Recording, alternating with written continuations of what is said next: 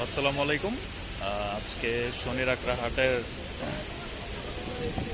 Update জানাচ্ছি আপনাদেরকে। তো আজকে বর্ণমালা স্কুলের এখানে বর্ণমালা স্কুলের পাশেই সুন্দর সুন্দর কয়েকটা গরু নিয়ে আসা হয়েছে।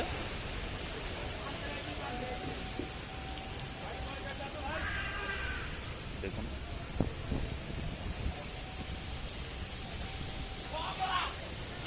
অস্ট্রাল গরুও আছে, ফ্রিজিয়ান যেগুলা বলে।